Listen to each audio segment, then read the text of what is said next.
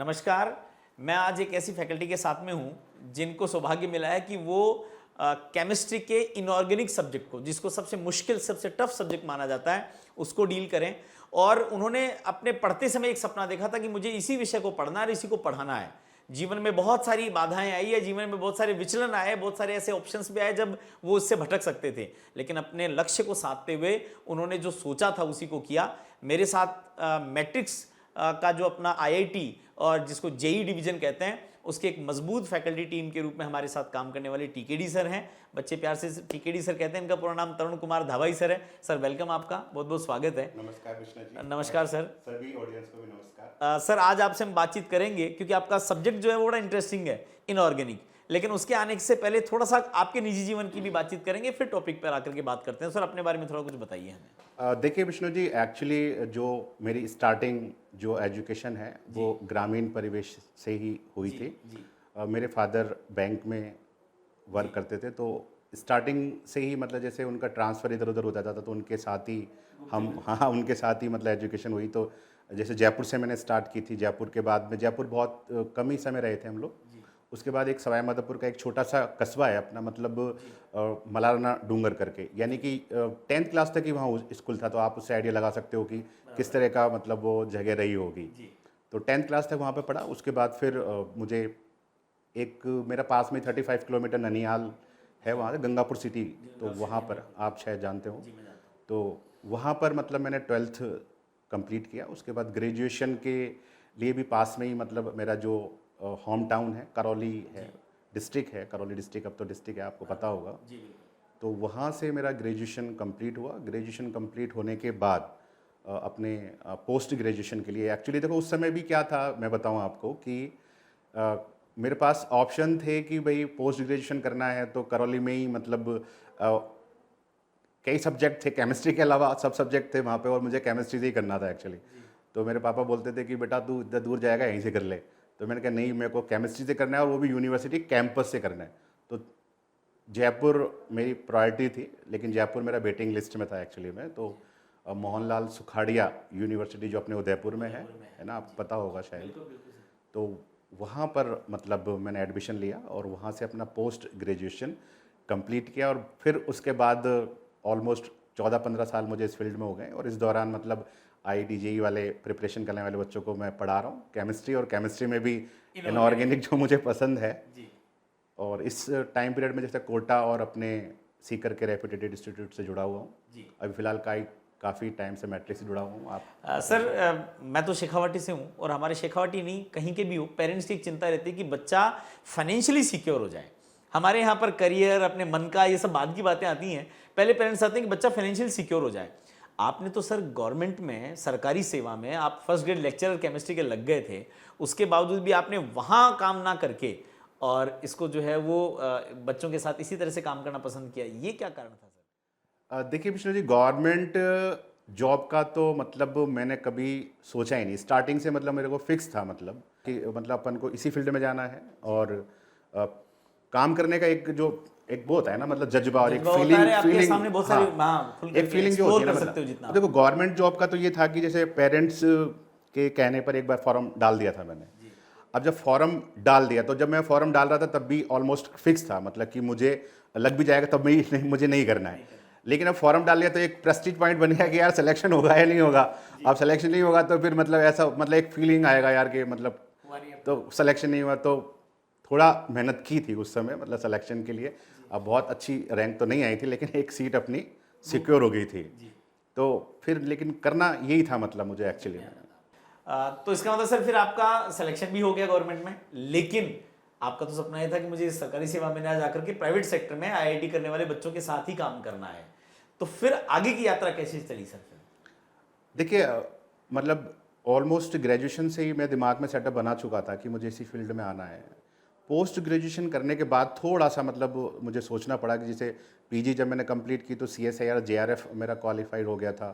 Gate भी मतलब मैंने निकाल ही लिया था एक्चुअली में। तो उस में क्या होता है कि मतलब अपन को एक ऑफ़र होता है, मतलब जैसे अपन अच्छे इंस्टीट्यूट से रिसर्च कर सकते हैं, पीएचडी कर सकते हैं साइंटिस्ट में, या फिर और भी किसी मल्टीनेशनल कंपनी में अपन जॉब मिल सकता है। तो उस समय मेरे पास ऑफ़र थे, जैसे इंडियन इंस्टीट्यूट पेट्रोलियम देहरादून, आपने शायद नाम सुना हो, वहाँ से भी मेरे पास ऑफ़र था। इसके अलावा जैसे रिसर्च के लिए आईआईटी बॉम्बे, आईआईटी रुड़की, दोनों से मेरे को ऑफ़र था कि अब उस समय क्या था एक्चुअली कि मतलब मैं थोड़ा-सा थोड़ा डाइवर्ट हुआ हल्का सा, हालाँकि फ़िक्स था कि आना तो इसी लाइन में है, लेकिन बस इतना सा डाइवर्ट हुआ कि यार अभी जॉइन करूँ या फिर रिसर्च कंप्लीट करने के बाद जॉइन करूँ। फिर कहीं न कहीं मैं इसी उसमें लगा रहा, मुझे माइंड सेटअप मेरा ये हुआ यार कि ऐसा करते हैं, चलो एक टैग लगा लेते हैं, आईआईटी से पीएचडी कर लेते हैं और फिर उसके बाद अपन इस लाइन में आ जाएँगे। मुझे याद है कि एक आप टर्निंग पॉइंट इसे मान सकते हैं मेरी लाइफ का, कि आईआईटी रुड़की के प्रोफेसर हैं, प्रोफेसर आर.एन. गोयल। तो उनके साथ मेरा जो कॉन्वर्सेशन था वो काफ़ी हेल्पफुल रहा। तो उन्होंने एक्चुअली, अब काफ़ी टाइम से उनसे बात हो गई थी, तो उनको पता ही था कि इसका जो टारगेट है वो इसको पढ़ाना है, टीचिंग करना है। तो उन्हें बोला कि यार बेटा तू 4-5 साल यहाँ पर डेडिकेट होके काम करेगा, तो सब्जेक्ट तो ख़त्म ही हो जाएगा तेरा। चल ठीक है, तूने सब्जेक्ट बचा भी लिया तो फिर 4-5 साल तो दुनिया इधर से उधर हो जाएगी भाई। तो उन्होंने मुझे सजेस्ट किया कि 4-5 साल बजाय मैं रिसर्च में लगाने के अपना करियर सेम डे से स्टार्ट कर दूँ, तभी से स्टार्ट कर दूँ, ताकि 4 to 5 ईयर का जो एक्सपीरियंस मैं गेन करूँगा वो कहीं ज़्यादा मेरे लिए इंपॉर्टेंट होगा 4-5 साल बाद करियर। तो मैंने बस बिना कुछ सोचे समझे विद इन 1 मंथ अपना कोटा से करियर स्टार्ट कर दिया था, और फिर पीछे मुड़ के नहीं देखा, कि बस यही करना है, सब भूल गया फिर। पिछले 14-15 साल से बिल्कुल देश के अच्छे प्रेस्टिजियस इंस्टीट्यूट के साथ में आप काम कर रहे हैं। तो सर एक सवाल मैं ये पूछना चाहूँगा कि इनऑर्गेनिक जो आपका सब्जेक्ट है, उसमें बच्चे बड़ी डिफिकल्टी फील करते हैं, उनको लगता है कि इनऑर्गेनिक जो है वो एक रटने वाला, याद करने वाला सा विषय है। तो कुछ सूत्र संक्षेप में आप ऐसे बता सकते हैं कि बच्चे उस विषय को ही उस दृष्टिकोण से देखें ताकि उनको इतनी डिफिकल्टी फील ना हो? देखिए, एक्चुअली जो आईआईटी वाला बच्चा जो होता है ना, जैसे आईआईटी वाले बच्चों को ही हम डील करते हैं, बेसिकली वो बच्चा क्या होता है कि उसको रटने से एलर्जी होती है, वो रटना नहीं चाहता है। अगर हम उससे बोल देंगे ना कि यार कि ये ऐसे होता है, उसको हर एक चीज़ का रीज़न चाहिए। अब जैसे इनऑर्गेनिक में एक्सेप्शंस जो होते हैं वो भरे पड़े होते हैं, हर एक चैप्टर में बहुत सारे एक्सेप्शंस आते हैं। तो अब अगर हम ये बोलते थे कि यार ये एक्सेप्शंस हैं, इनको रट लो, तो बच्चा इरिटेट हो जाता है। हमारी कोशिश ये रहती है क्लास में कि हम हर एक जो एक्सेप्शंस है उसका रीज़न जो है बच्चों को अप्रोप्रिएट, एक लॉजिक, एक कॉन्सेप्ट हम बताने की कोशिश करते हैं। तो उससे क्या होता है कि बच्चा कोरिलेट कर पाता है उन चीज़ों को। और भी जैसे कई बार होता है कि अगर मान लो आपको याद भी करना है, रटना भी है, तो with the help of trick बनाकर हम बच्चों को बताते हैं, तो उससे काफ़ी हेल्प हो जाती है बच्चों की। ये है। ठीक बात है।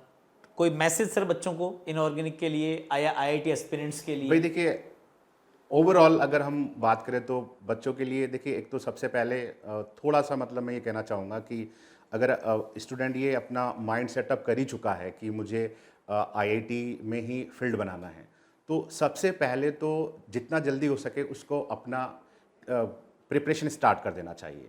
क्योंकि देखिए, इतना कंपटीशन आजकल हो गया है विष्णु जी, आपको पता है कि 6-7 से प्री फाउंडेशन में बच्चे जुड़ जाते हैं। तो बच्चा जितना जल्दी इस फील्ड से जुड़ेगा उतना उसका बेनिफिट है। यानी कि कम से कम ये मान लीजिए कि आपको 11th फाउंडेशन तो बहुत ज़रूरी है। अगर आपने 11th फाउंडेशन 12th फाउंडेशन नहीं किया तो बहुत प्रॉब्लम होने वाली है। क्योंकि हम जैसे कई बार 12th पास वाले बच्चों को डील करते हैं, तो जैसे 12th पास वाला बच्चा जब आता है और वो बोलता है कि हमने ना तो 11th फाउंडेशन किया है ना 12th फाउंडेशन किया, तो उनका बेस बहुत कमज़ोर होता है। तो मैं बच्चों को 2 मैसेज देना चाहूँगा। एक तो सबसे पहले मेरा मैसेज ये है बच्चों के लिए कि आप अगर अपना माइंड सेटअप बना चुके हैं कि आपको अपना करियर इसी फील्ड में बनाना है, आईआईटी से आपको बीटेक करना है, ग्रेजुएशन करना है, तो सबसे पहले आप जल्द से जल्द अपना प्रिपरेशन स्टार्ट कर दें जितना जल्दी हो सके। और दूसरा ये मैसेज ओवरऑल की लाइफ एक बार मिलती है, उसको अपने ड्रीम्स जो हैं उसको फुलफिल करने में लगाना चाहिए। यही सबसे इम्पोर्टेंट बात है। चलिए सर, बहुत बहुत धन्यवाद आपका। और इस वीडियो को देखने वाले लोगों से भी, मैं बच्चों से भी यही कहना चाहूँगा कि ज़िंदगी एक बार मिली है तो सोचना 2 बार क्यों। जो लक्ष्य हैं, जो जीवन में पाना है, उन सपनों को, उनके पीछे भागिए और तब तक भागिए जब तक कि वो मिल ना जाएं। और यदि आपको आईआईटी में जाना है, आपको जेईई एस्पिरेंट बनना है, आपको इस फील्ड में अपना करियर बनाना है, तो मैट्रिक्स आपका स्वागत करता है। आइए उसकी मजबूत टीम के साथ में जुड़िए और जुड़ करके अपने लक्ष्यों को पाइए। बहुत बहुत धन्यवाद।